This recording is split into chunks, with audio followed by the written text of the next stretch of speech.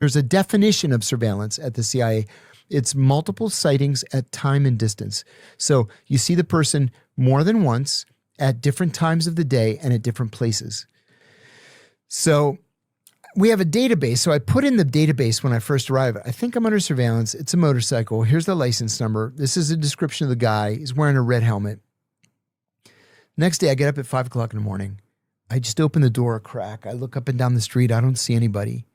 So they had assigned us these like poles, these retracting poles with a mirror on the bottom. So I look under my car. I don't see any explosives or tracking devices or anything. So you got to be careful, you know? So I get in the car. I go like 2 blocks and the guy's on me again. So I finally get to the office and I waited for the security officer to come in.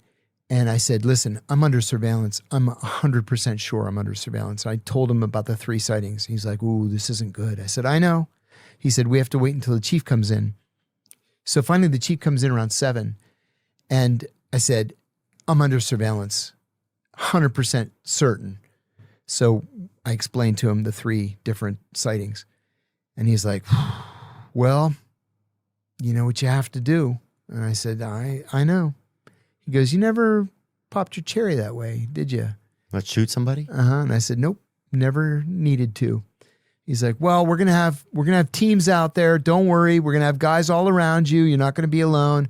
I'm like, okay, all right. I was very worried. So I get back to my office. My office, it was me. I was the only staff officer and 6 retirees who had all been in the senior intelligence service. Every one of the 6 had either been the chief or deputy chief of Near Eastern operations. One had been the assistant deputy director of the CIA, but they all came back after 9/11 for patriotic reasons. But if you're a contractor, you can't be the chief.